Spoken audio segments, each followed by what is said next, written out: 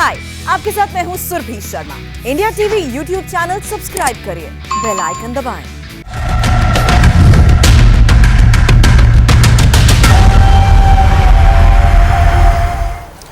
नमस्कार, आपके साथ मैं हूं सुरभि शर्मा। मुकाबला में आपका स्वागत है। अमेरिका ने आईएस खुरासान से काबुल एयरपोर्ट हमले का बदला लेने का दावा किया है और बाइडेन सरकार ने काबुल हमले के 36 घंटे के अंदर असली मास्टरमाइंड को मार गिराया। हमले के लिए अमेरिका ने ड्रोन का इस्तेमाल किया है और ड्रोन से नगरहार प्रांत में आईएस खुरासान के ठिकाने पर बम गिराए गए। हमले के बाद की ये कुछ तस्वीरें आपके सामने हैं। ये तस्वीरें शेयर की गई थी। काबुल एयरपोर्ट पर हमले में 13 अमेरिकी सैनिकों की मौत हो गई थी और अमेरिका ने इस अटैक का बदला अटैक से ही लिया है। यानी अमेरिका के राष्ट्रपति जो बाइडेन ने कहा था वो ना भूलेंगे ना माफ करेंगे, इस बात को उन्होंने 36 घंटे के अंदर साबित भी कर दिया। अमेरिका की सेना ने काबुल अटैक के साजिशकर्ता को ढूंढ कर मार डाला है। खुरासान पर जवाबी कार्रवाई के बाद यूएस सेंट्रल कमांड ने बयान जारी किया है और कहा कि हमने लक्ष्य को मार गिराया, इससे किसी आम नागरिकों का नुकसान नहीं हुआ। सेंट्रल कमांड के प्रवक्ता कैप्टन बिल अर्बन ने हमले की जिम्मेदारी दी। तो क्या अफगानिस्तान में खुरासान के अंत की अब शुरुआत हो गई है? क्या अमेरिका का काबुल अटैक का बदला पूरा हो चुका है या फिर मरने वाले आतंकियों की गिनती अब रोज बढ़ती जाएगी? इस पर करेंगे मुकाबला में चर्चा अब से थोड़ी देर बाद। अमेरिका ने काबुल अटैक के साजिशकर्ता को ढेर कर दिया है और हमले के लिए रात 12 बजे का वक्त चुना गया। पहले अमेरिका ने टारगेट को लॉक किया, फिर ड्रोन से अटैक किया और फिर टारगेट को मार गिराया। यह हमला इतनी सफाई से किया गया कि दक्षिण एशिया में सबसे मजबूत माने जाने वाले खुरासान को भनक तक नहीं लगी। ऐसा इसलिए हुआ क्योंकि अमेरिका ने अपने सबसे खतरनाक हंटर किलर को मिशन पर लगाया। नगरहार में यह हमला MQ-9 रीपर ड्रोन से किया गया और इस ड्रोन को हंटर किलर कहा जाता है। 368 किलोमीटर प्रति घंटे की रफ्तार से इस हंटर किलर ने ईरान में कासिम सुलेमानी को ढेर कर दिया। ड्रोन लेजर गाइडेड हेलफायर मिसाइलों से लैस है। 50,000 फीट उड़ान भरने की क्षमता वाले इस ड्रोन में कैमरास और सेंसर्स भी लगे हैं। अब माना यही जा रहा है कि अमेरिका ने अपने ऊपर हुए अटैक का बदला लेना शुरू कर दिया है, यानी अब खुरासान के लिए मुसीबत बढ़ने वाली है। क्या खुरासान के काउंटर अटैक करेगा? क्या इस जंग में एक बार फिर से अफगानिस्तान झुलसने वाला है? इस पर मुकाबला में होगी चर्चा। हमारे साथ एक्सपर्ट्स जुड़ चुके हैं, उनसे हम बातचीत करेंगे। इंट्रोड्यूस कर दें हमारे एक्सपर्ट्स को। पूर्व deputy chief of army staff lieutenant general Gurmeet Singh इस वक्त हमारे साथ हैं। पूर्व प्रमुख territorial army major general AK Subhash हमारे साथ हैं और साथ ही defence expert major general Bishambar Dayal भी हमारे साथ जुड़ेंगे। साथ ही सार के पूर्व महासचिव शीलकांत शर्मा और पूर्व राजनयिक स्कंतायल इस वक्त हमारे साथ हैं, उनसे होगी इस बारे में बातचीत। जल्द लौटेंगे। अमेरिका ने काबुल अटैक के साजिशकर्ता को ढेर कर दिया है। अब बड़ा सवाल यही है कि अफगानिस्तान में खुरासान के अंत की हो गई है शुरुआत। हमारे साथ खास मेहमान है लेफ्टिनेंट जनरल गुरमीत सर। सबसे पहले यही बड़ा सवाल है, अमेरिका का काबुल अटैक का बदला पूरा हो चुका है या फिर हम ये कहें कि मरने वालों की संख्या अभी और बढ़ सकती है? सुरभि जी, ये शुरुआत है।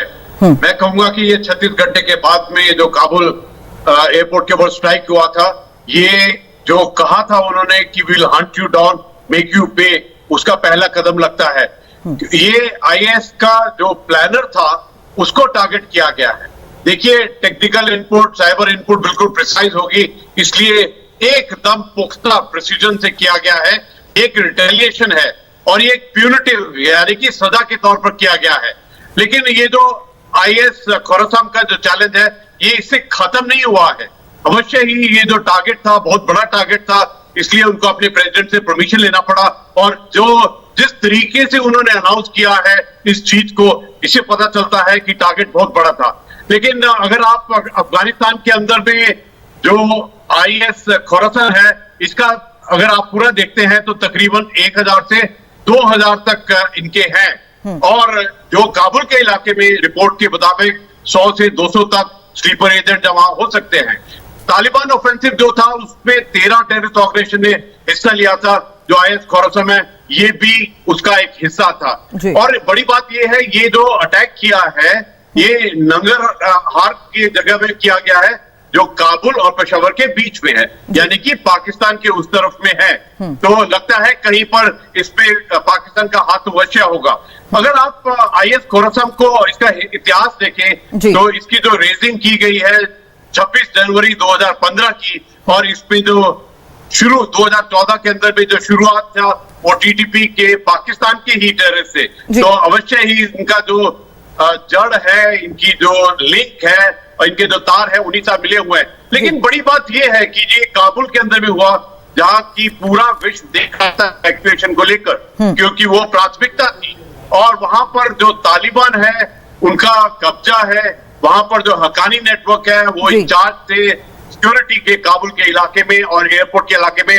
और मैं कहूंगा ये जो किया है IS खुरासान के सुसाइड बॉम्बर्स ने, तो लगता है कि पूरा मॉड्यूल खुरासान के इस मॉड्यूल पर बात करेंगे, ISIS और पाकिस्तान किस तरीके से वो पाकिस्तान में भी एक्टिव रहा है और ISI का रोल है, कितना बड़ा रोल है, कैसे सपोर्ट करते हैं, इस बारे में जरूर बात करेंगे। लेकिन डिफेंस एक्सपर्ट बिशंबर दयाल भी इस वक्त हमारे साथ है। बिशंबर सर, अमेरिका बदले की बात करता है और अमेरिका जिस तरीके से बदले की बात करता है, स्ट्राइक पर हम कोई शक नहीं कर रहे, लेकिन जिस तरीके से ड्रोन स्ट्राइक की गई है, क्या आप इसे समझते हैं कि ये स्ट्राइक पूरी तरह से कामयाब हो पाई है? देखिए, जब तक ट्रूप्स ऑन ग्राउंड नहीं होते, जब तक आप उसका असेसमेंट नहीं कर सकते, आपने जो डैमेज किया उसका असेसमेंट नहीं कर सकते, लीडरशिप को रिकॉग्नाइज नहीं कर सकते, जो एरियल स्ट्राइक्स हैं उनकी एक लिमिटेशन है। एक ही एरियल स्ट्राइक है, रिमोट कंट्रोल स्ट्राइक है, एक सिंबॉलिक स्ट्राइक है, बल्कि मैं कहूंगा अमेरिका के पास इस समय और कोई चारा नहीं था। हालांकि ऐसा नहीं है कि ये फर्स्ट टाइम स्ट्राइक है, पूरे के जब से ISI खुरासान जब से एक्टिव है, बेसिकली अमेरिकन फोर्सेस से पहले भी टकराव हो चुका है और जितने बंदी थे उसमें 70% लोग इन्हीं के थे जो तालिबान ने छुटाए। तो कहीं ना कहीं ये एक, जिस तरह से मैं समझता हूं, ये मॉडल गेम है, जो कंप्लीट कॉम्प्लेक्स सिचुएशन है अफगानिस्तान में, उसमें ISI का हाथ तो है, पाकिस्तान एजेंसीज का हाथ तो है, इसमें कोई शक की बात नहीं है। पाकिस्तान एक बहुत बड़ा प्लेयर है और भी ज्यादा बड़ा प्लेयर उभर के आया है इस ऑपरेशन के बाद खासकर। लेकिन जिस तरह से स्ट्राइक हुई एयरपोर्ट पे, होटल पे, नॉमिनेटेड प्लेसेस पे, वार्निंग के बाद जैसे हुई, कहीं ना कहीं इसमें व्हील विद इन व्हील में मैं समझता हूं कुछ तालिबान के भी लोग हैं जिन्होंने उसकी सपोर्ट की है, जिन्होंने उसको फ्लेयर अप किया है। ये एक सिचुएशन थी जो एक्सपेडाइट करना चाहते हैं। देखिए, तालिबान भी ये नहीं चाहता कि जितने सिंपथाइजर्स थे अमेरिका के, उनको सब अमेरिका इवैक्यूएट कर ले, उनको सब ब्रिटेन इवैक्यूएट कर ले। वो भी इसमें रोड़ा अटकाना चाहते हैं ना, 31 की क्लोज डेट है, तो वो भी इस कंफ्यूजन में ऐड करने के लिए, ताकि एक लिमिटेड विंडो बच जाए जिसमें वो अपने एसेंशियल, अपने सोल्जर्स को, अपने जो एम्बेसी के स्टाफ हैं, जो बाकी उनके कॉन्ट्रैक्टर्स हैं, जो उनके अमेरिकन मूल लोग हैं, पहले तो उनको प्रायोरिटी देंगे ना, यूरोपियंस उनको प्रायोरिटी देंगे, EU उनको प्रायोरिटी देगा। तो ये एक पूरा मॉडल गेम है। मैं समझता हूं ये एक सिंबॉलिक स्ट्राइक है, यूनिटी स्ट्राइक जैसे जनरल साहब ने बोला। इसका डैमेज, जो जितना डैमेज असेसमेंट है वो नहीं किया जा सकता, कौन लीडरशिप, किसको कितना नुकसान हुआ, ये तो नॉन टारगेट था। एज यू सेड, जैसे आपने कहा डैमेज असेसमेंट नहीं हो सकता, ये एक सिंबॉलिक स्ट्राइक है। पूर्व राजनयिक स्कंद आयल भी हमारे साथ हैं, मैं आपके पास आती हूं सर। स्कंद सर, क्योंकि अमेरिका के ऊपर लगे डेंट के बाद जो बाइडेन का ये बयान आना कि बदला जरूर लिया जाएगा, वक्त और जगह भी हम तय करेंगे, क्या आप मानते हैं कि ये फेस सेविंग एक्शन था?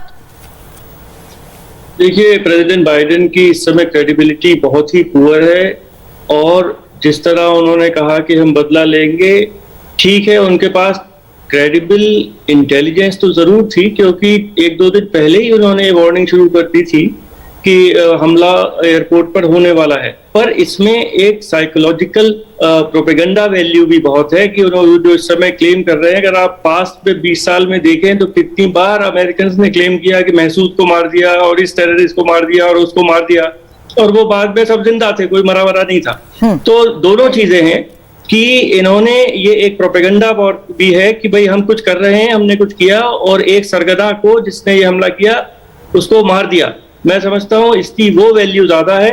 और जैसा कि जनरल साहब ने कहा कि कितने लोग वहां एक्चुअली मरे, उसका IS खुरासान की एक्चुअल स्ट्रेंथ पर कोई फर्क पड़ेगा कि नहीं पड़ेगा, मुझे नहीं लगता कि कोई खास फर्क पड़ने वाला है। पर एक बाइडेन एडमिनिस्ट्रेशन को दिखाने के लिए ये हो जाएगा कि उन्होंने कुछ एक्शन लिया और कोई सरगना वहां पे मरा ISI का। जी, और हमारे साथ इस वक्त मेजर जनरल AK शिवाज भी हैं। शिवाज सर, आपका रिएक्शन इस पूरे सिचुएशन को एनालाइज करते हुए, एक तरफ अमेरिका का ये स्टैंड अपनी बात पर वो भले ही कायम है, लेकिन जिस तरीके से ये स्ट्राइक की गई है, मेरा सवाल इसलिए भी ये बहुत जरूरी है क्योंकि अमेरिकी फौज की जहां तक हम बात करते हैं, दुनिया की एक सबसे बड़ी फौज है, और उसका मोराल कितना डाउन होता है जब ये देखा जाता है कि वो अफगानिस्तान में वहां मजबूरी पे भी है और सब कुछ वहां सौंप कर वो वापस आ रहे हैं और अपने सैनिक भी गंवा रहे हैं। बिल्कुल सुरभि, मुझे तो लगता नहीं कि अभी अमेरिका सुपर पावर जैसा बिहेव कर रहा है। जिस प्रकार से हादसे हो रहे हैं अफगानिस्तान में, तो एक विडंबना है कि आज एक जो अमेरिका एक सुपर पावर था तालिबान को रिक्वेस्ट कर रहा है, जिस प्रकार से उसके ऊपर स्ट्राइक हो रही है, 13 से ज्यादा सैनिक गुमा दिए उन्होंने, और उसके बाद फिर ये एक स्ट्राइक करते हैं। जैसे मेरे से पहले से स्पीकरों ने, एम्बेसडर साहब ने भी बोला और जनरल साहब ने बोला कि कितना डैमेज हुआ वो भी नहीं पता। मैं ये कहता हूं अगर आपके पास टारगेट था तो आपने प्रीएम्प्टिव स्ट्राइक क्यों नहीं किया? क्यों नहीं आपने इनको पहले करते? ये आपको स्ट्राइक करते काबुल के एयरपोर्ट पे, अगर आपको टारगेट पता था तो आपको इस पे स्ट्राइक करके इसको बर्बाद करना था।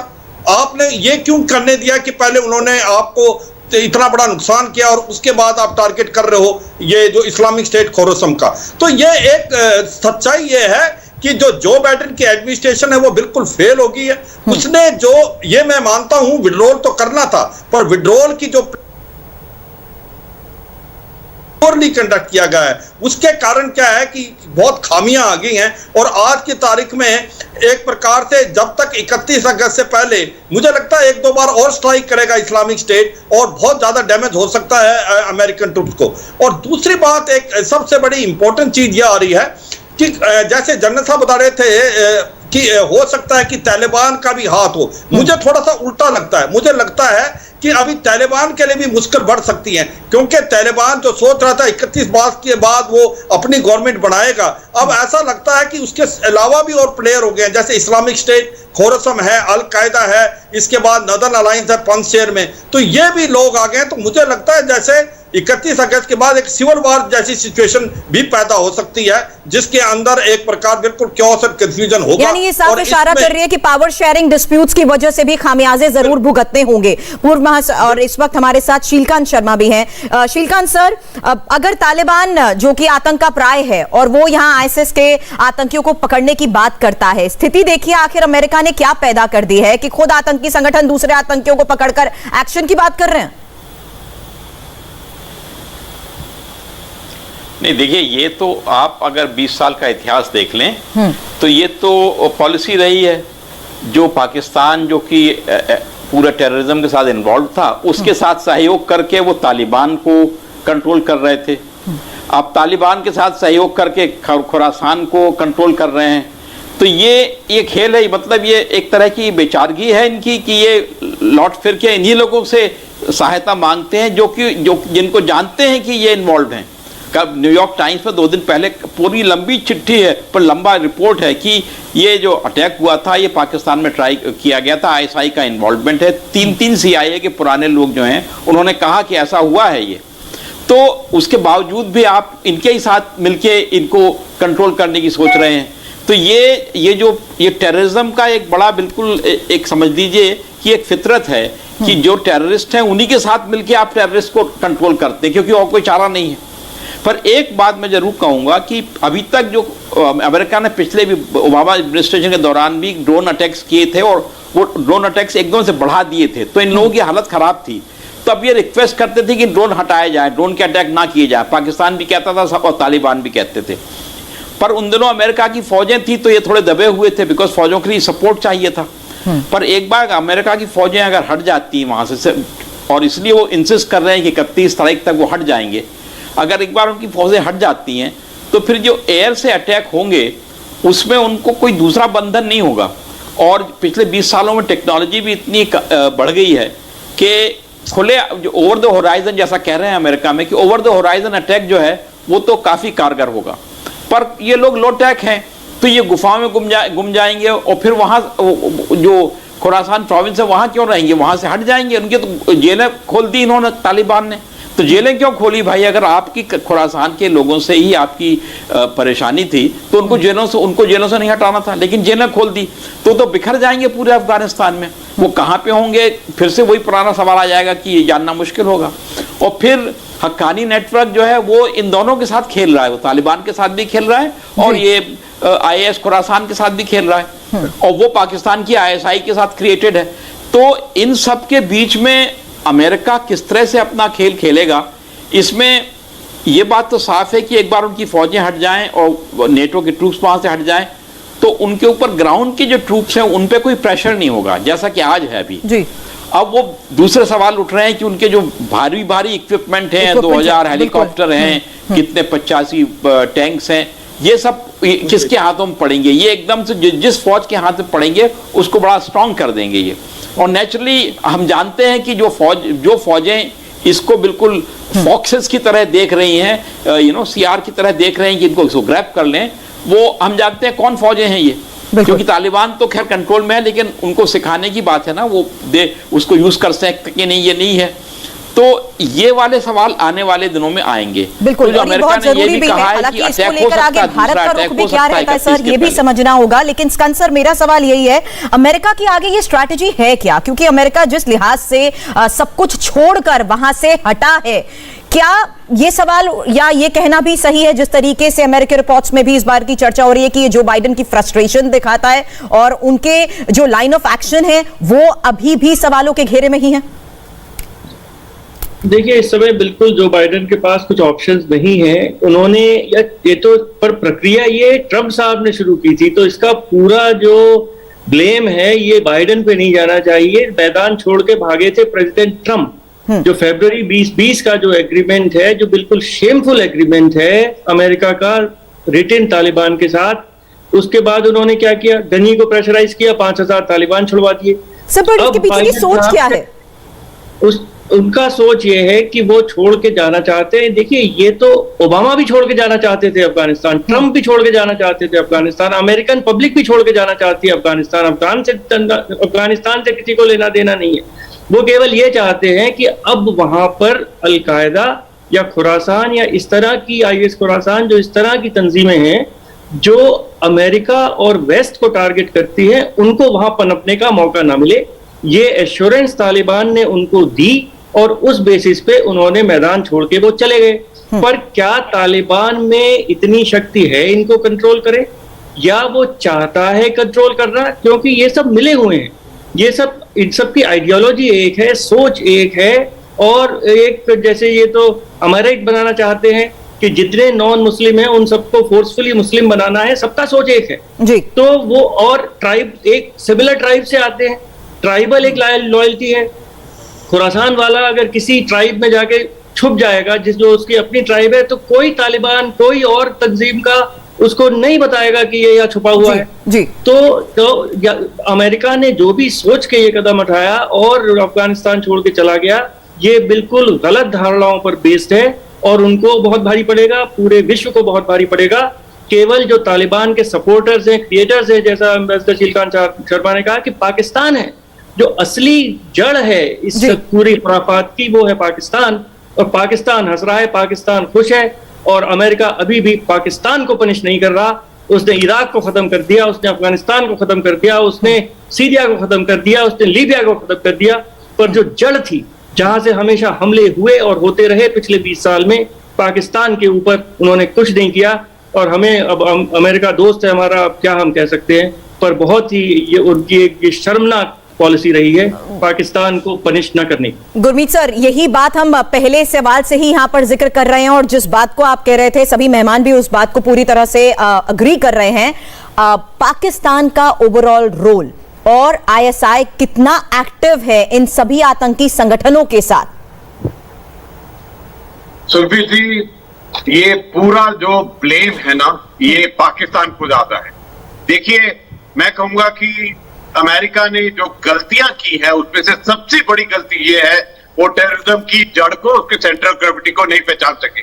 जो उनको एक सबसे बड़ी सक्सेस मिली है वो अबोटाबाद पाकिस्तान के अंदर मिली, जब ओसामा बिन लादेन को वहां मार गिराया। लेकिन उसके बाद में भी ये नहीं समझ सके कि ये जो तालिबान है, ये जितने भी टेररिस्ट ग्रुप है, इनकी जो जड़ है वो पाकिस्तान के अंदर है। देखिए, पाकिस्तान की जो स्टेट पॉलिसी रही है वो प्रॉक्सी, लाई और डिनायबिलिटी है।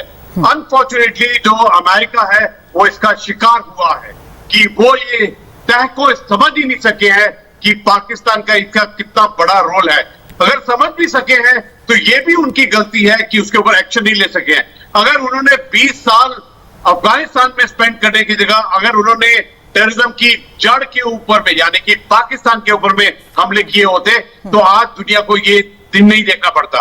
ये जो चुनौती सब पूरे दुनिया के सामने में आई है तालिबान के ऑफेंसिव के बाद में, और एक टेररिस्ट ग्रुप जिसको देखिए, जो अफगानिस्तान के प्रेसिडेंट, वाइस प्रेसिडेंट एनएसए ये कहते कहते थक गए। उन्होंने कहा कि देखिए ये इम्पोज वॉर है, ये प्रॉक्सी वॉर है, ये एक्ट ऑफ अग्रेशन है पाकिस्तान का।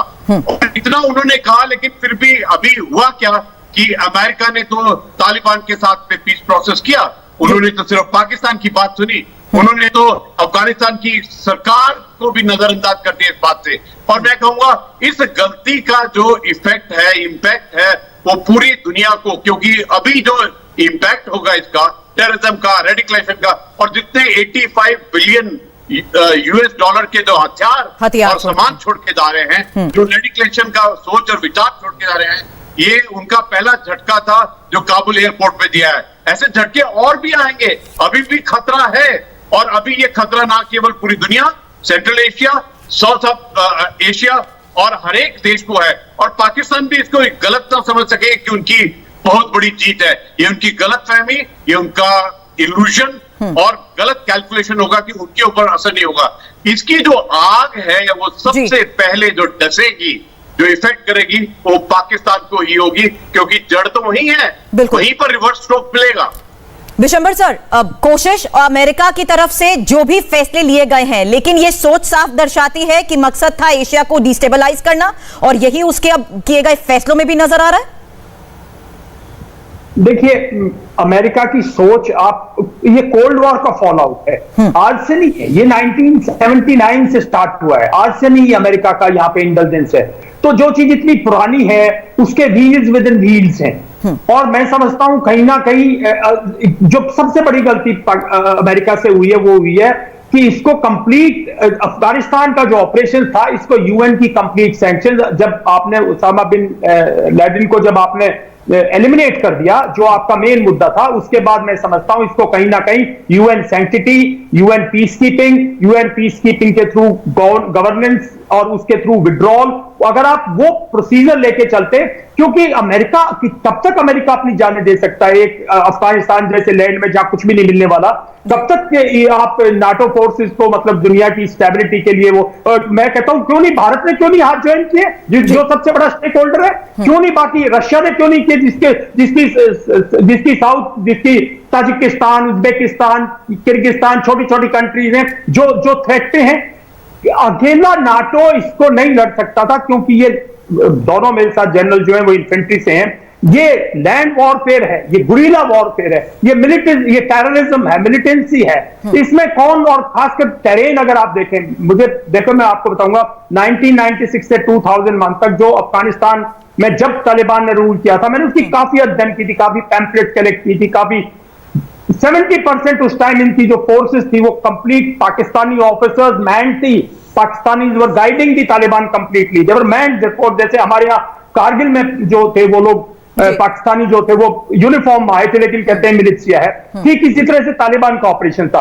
तो कंप्लीट जब, और वो पहले मजबूरी थी, पाकिस्तान के सिवाय उसका कोई अलाई नहीं था यहां से वॉरफेयर करने के लिए, पहले इराक में के थ्रू नहीं कर सकता था, सीरिया के थ्रू नहीं कर सकता था, ईरान के थ्रू नहीं कर सकता था, और इसमें एक तरक्की भी कहीं ना कहीं प्लेयर है। तो मैं समझता हूं ये जो प्रेजेंट स्टेट है, ये जो शिवाज साहब कह रहे थे, जनरल शिवाज, की भाई ये एक, जब 31 के बाद यहाँ टोटल सिविल वॉर होएगी, कुछ दिन चलने दो, मरने दो इन लोगों को, क्यों ठेका ले रखा है, अपना गार्ड करो, अपने बॉर्डर्स गार्ड करो, हमें कोई इतनी बड़ी चिंता नहीं होनी चाहिए, हमें अपने लोगों को डरना चाहिए, अपने सिस्टम्स स्ट्रॉन्ग करो, और इनको मरने तो दो, काटने दो एक दूसरे को।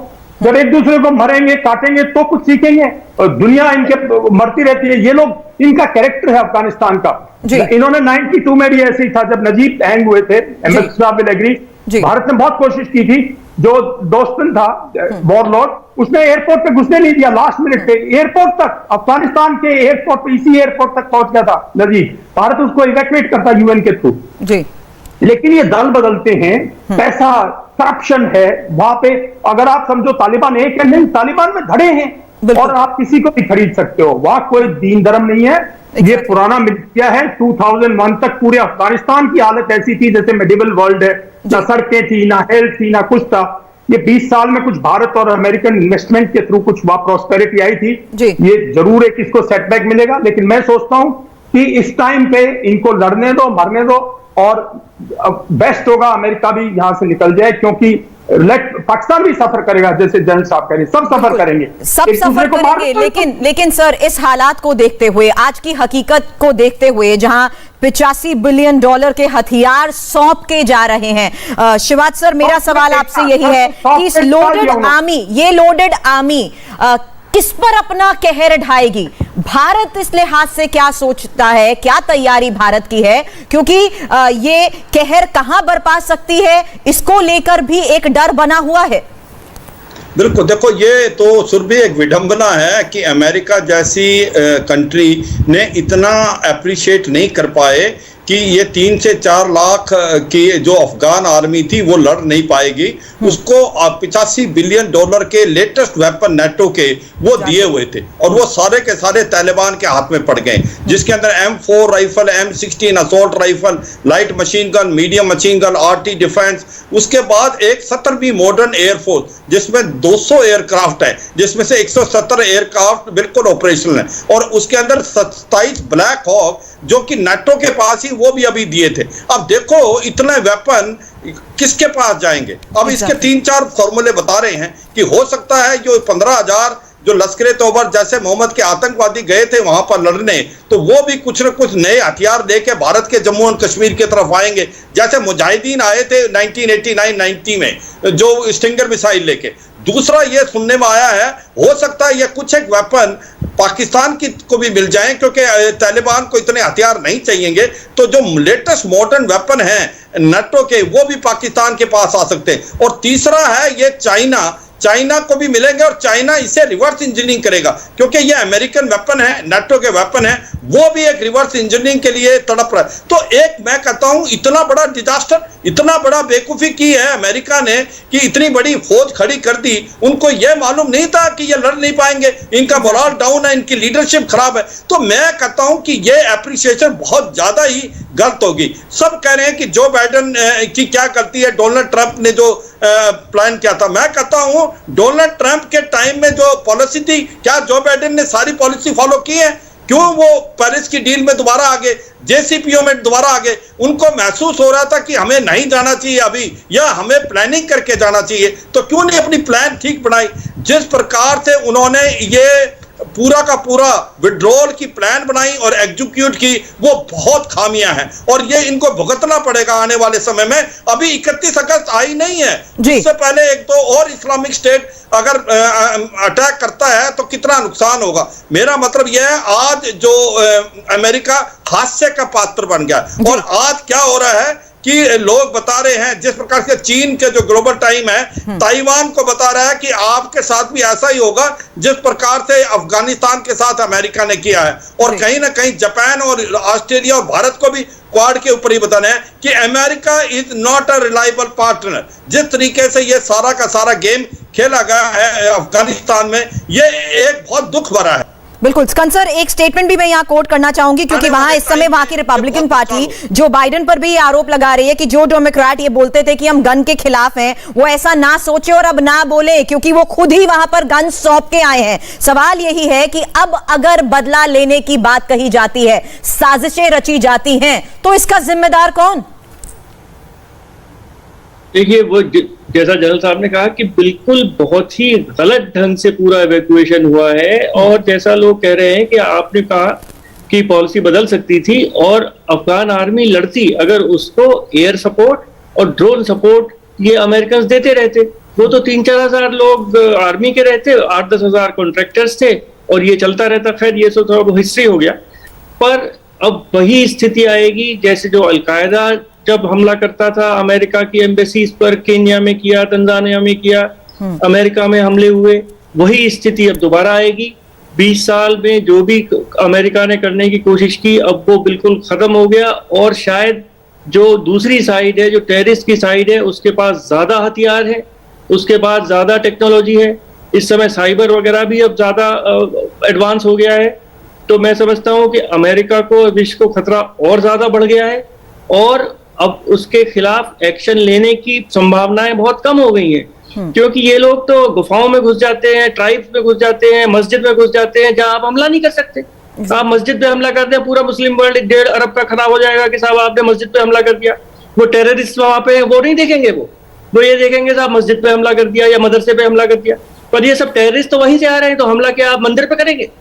तो बहुत ही पूरी टेररिज्म के खिलाफ जो लड़ाई एक थी वो एक बहुत डिसाइसिव फेज में इस समय जाएगी, जो कि पूरे सिविलाइज्ड वर्ल्ड के लिए, सब शांतिपूर्ण देशों के लिए एक बहुत बड़ा खतरा सामने आने वाला है। और रशिया और इस समय समझ नहीं पा रहा है कि उसने एक ऐसी साइड को सपोर्ट किया है जो फ्रैंकेनस्टाइन है, और जो अमेरिका ने गलती की थी वही गलती रशिया और चाइना इस समय कर रहे हैं। बिल्कुल। और बिशंबर सर, एक सवाल ये भी है, क्योंकि अब ISIS खुरासान ने पूरी तैयारी के साथ इस हमले को प्लान किया था, 5-7 साल में की गई पूरी तैयारी को ही मजबूती के साथ वो अमल में भी लाया। ये ताकत उसकी वहां बढ़ी कैसे, किस तरीके से उसने अपनी जड़ें जमा ली, इसको देखते हुए कितना ज्यादा खतरा और बढ़ जाता है? देखिए, पहली बात तो है कि ISI खुरासान जो है, जैसे पहले भी बताया, कंप्लीट ISI का एक दूसरा रूप है। एग्जैक्टली। टेररिस्ट वही हैं, मर्सनरीज हैं, टेररिस्ट हैं, ये सब वही हैं। कभी अलकायदा में हैं, कभी खुरासान में चले जाएंगे, कभी ISIS में चले जाएंगे। ये मैंने जब चेचनिया और उसके अध्ययन किया था, तो ये पूरे इस दुनिया में ये घूमते हैं। इनका कोई ऐसा तो नहीं है कि बाउंडेड आर्मी है, ऑर्गेनाइज्ड आर्मीज हैं। ये जेल में थे, और जब इनकी वो जेल से जब रिहा हुए तो बहुत से तालिबानीज भी हैं जिनके ग्रजेज हैं, जिनको रिवेंज लेना है क्योंकि वो जेल में क्यों थे, और बहुत से ISI खुरासान के लोग हैं जो जेलों में थे। तो ये ऐसा नहीं है कि ओवरनाइट ग्रो की है, पिछले 3 साल से इसमें धीरे धीरे बढ़ी। मैं एक बात बताना चाहूंगा, देखिए, हम ये कह रहे हैं अमेरिका सारे हथियार छोड़ के जा रहा है। जो अगर हथियार फोर्सेज यूज नहीं कर पाई, अफगान फोर्सेज यूज नहीं कर पाई, तो उनका सॉफ्टवेयर जो है, जो सोफिस्टिकेटेड वेपन सिस्टम्स है, उनका सॉफ्टवेयर और एमिनिशन जो है, वो अमेरिका किसी को देने नहीं देता है। अमेरिका वहां से निकाल, अगर हमारे यहाँ कुछ सॉफ्टवेयर है जो इजरायलीज हैं, जो कहीं रशिया से आ रखे हैं, अगर हमारे उन हवाई जहाज का शेफ का सॉफ्टवेयर खराब हो जाता है तो वापस वहीं जाना पड़ता है। तो ऐसा नहीं है कि सब कुछ अमेरिका इतने, देखिए, हम सब यहाँ बात कर रहे हैं, अमेरिकन ने काफी सोचा है, उनकी फोर्सेज मोस्ट प्रोफेशनल आर्मी साहब, लेकिन उनको भी पता था कि विड्रॉल कोई फ्रंट लाइन थोड़ी थी, कोई सेकेंड वर्ल्ड वॉर की फ्रंट लाइन थोड़ी थी कि भाई वो विड्रॉ करेंगे एक स्टेप पीछे। ये एक मिलिशिया है जिसकी रूट्स आपको नहीं पता, फ्रंट कहां है, उनकी हाइट्स कहां है, पॉपुलेशन में मिले हुए हैं। जैसे कहा, यहाँ पे दुनिया भर के धड़े हैं, और पश्तूज अलग हैं, उज्बेकीज हैं, ताजिक्स हैं, जितनी तंजीमें हैं, जितनी उनकी उतनी ही ज्यादा उनकी हाइट्स हैं। तो अमेरिका को पता था कि कोई वेल ऑर्गेनाइज्ड डिफेंसिव वे से वो विड्रॉल नहीं कर सकते। अफगान आर्मी को स्टैंड लेना था। अफगान आर्मी की अपनी हिस्ट्री है, कुछ लोग हैं पेट्रियट्स हैं, कुछ फाइटर्स हैं, या हमारे यहां भी ट्रेन होके गए, लेकिन अफगान आर्मी और अफगान वॉरलॉर्ड्स की ये है। अगर आप हिस्ट्री पढ़ो, 92 में, जैसे मैं कह रहा था, 96 में ले लो, ओवरनाइट तो है 96 में काबुल को अहमद शाह मसूद छोड़ के पंजशीर वैली में चला गया, ओवरनाइट। और यही दोस्तम वगैरह सब ओवरनाइट यहाँ होता है, यहाँ ट्रांसफर ऑफ पावर ऐसे ही होती है। जी, तो सर, आप इस पर कुछ ऐड करना चाह रहे हैं? मैं कहना चाह रहा हूं कि 2 चीजें हैं। ये एक तो ये है कि इनकी पॉलिसी बेझिझक, और मैं और स्ट्रांग वर्ड यूज नहीं करना चाहता सिविलिटी के कारण, ये बेझिझक, ये होस्टेज टेकिंग विश्वास करते हैं। तो जो भी वहां आपका जो इंटरेस्ट है वो उनका होस्टेज है। आप अगर ह्यूमैनिटेरियन क्राइसिस समझते हैं तो वो ह्यूमैनिटेरियन क्राइसिस उनके लिए होस्टेज है। वो समझ जाएंगे कि दुनिया को ह्यूमैनिटेरियन बचाना है, इसलिए लाओ हमारे को मदद करो। अगर आपने फौजें छोड़ी तो वो उनकी होस्टेज हैं। तो ये इनका शुरू से है, ये टेररिज्म का एक बड़ा हथियार है होस्टेज टेकिंग। तो ये होस्टेज टेकिंग और रैंसम, दे रिक्वायर रैंसम। ये आपने कुछ, अगर आप इनके साथ मिलकर बातचीत किए, मतलब वहां फंस जाओ आप जी, और फंस गए तो फिर आप रैंसम दो इनको। तो और ये अमेरिका की मुश्किल ये है कि ये सोचते हैं कि पाकिस्तान न्यूक्लियर पावर है, इसको दबाने के बजाय हो सकता है तालिबान को दबाने से इनका काम चल जाए। 20 साल से कोशिश कर रहे हैं पर कुछ मिला नहीं, जैसा कि अभी तक के डिस्कशन में आया। मैं तीसरी बात ये कहना चाहता हूं, वो बात बड़ी अगेन थोड़ी सी अनपार्लियामेंट्री है। ये स्नेक पिट है साहब, इसमें ज्ञान से नहीं काम चलेगा। स्नेक पिट के लिए आपको फोर्स चाहिए और मारना चाहिए। आप अगर स्टडी करके आ रहे हैं कि हाँ ये वाला नाग है और ये वाला सांप है और ये ऐसा है, इससे क्या होगा? वो तो जहरीले तो सभी सब हैं, उनको आपको तो सिर्फ एक ही भाषा लगती है स्नेक पिट में, मारिए उनको। तो ये मैं 20 साल से सुन रहा हूं, ये बड़ा हमारे पॉन्डरस असेसमेंट होते हैं कि, और मैं वो जनरल साहब जो बोल रहे थे उनकी बात से बिल्कुल सहमत हूं कि हाँ साहब ये फर्क है और ये फर्क है। और मैंने तालिबान फर्क है साहब, गुड तालिबान, बैड तालिबान, पाकिस्तानी तालिबान, मतलब ये सब दिनों से ये बात हो रही है। लेकिन एक आखिरी सवाल सर, बहुत समराइज वे में मैं आपसे जानना चाहती हूं, जिसको लेकर मंथन भी है और शायद हम सबके जहन में ये सवाल इसलिए भी कि तालिबान से हम डिप्लोमेटिक रिश्ते बनाएंगे कैसे? जिस अफगानिस्तान, जिस तालिबान की हम यहाँ पर बात कर रहे हैं, उसके साथ भारत के रिश्ते कैसे होंगे? देखिए, हमें बहुत ठंडे दिमाग से, बहुत सोच समझ कर आगे बढ़ना होगा। एग्जैक्टली। अफगानिस्तान तालिबान के कंट्रोल में रहेगा अगले दशकों तक, क्योंकि कोई फोर्स नहीं है, ना इंटरनल ना एक्सटर्नल, उनको वहां से हटा सके। दूसरी चीज जो हमें समझनी है कि पश्तून अफगान हो, चाहे ताजिक अफगान हो या उज़्बेक अफगान हो, वो भारत से उसे कोई गिला शिकवा नहीं है। उसको तो पाकिस्तान ने पॉइजन किया है जी। तो हमें थोड़े दिन इंतजार करना चाहिए जी। और पाकिस्तानियों, यही वजह है वेट एंड वॉच की पॉलिसी का बार बार जिक्र किया जा रहा है। बयान सामने आ रहा है कि वेट एंड वॉच की पॉलिसी को अपनाया जा रहा है। वक्त की कमी है, आप सभी ने हमें वक्त दिया, उसके लिए फिलहाल बहुत बहुत शुक्रिया। अफगानिस्तान में अमेरिका के साथ होने की वजह से ही भारत का वहां पर दखल था और भारत इस बात को लेकर श्योर था अफगानिस्तान की धरती का इस्तेमाल भारत के खिलाफ नहीं हो रहा। लेकिन जिस तरीके से वहां ISIS, खुरासान जैसे आतंकियों की जड़ें जम चुकी हैं, भारत को बहुत ज्यादा सतर्क और सावधान रहने की जरूरत है और खासतौर से कश्मीर और समुद्री सीमाओं की सुरक्षा पर देश को बहुत ज्यादा गंभीर होना होगा। अमेरिका तो अपना बदला लेकर अफगानिस्तान से निकल रहा है, लेकिन अफगानिस्तान हमारा पड़ोसी देश है, इसलिए हमें अलर्ट रहने की जरूरत है। वहां मौजूद खुरासान जैसे आतंकी देश के लिए खतरा बन सकते हैं।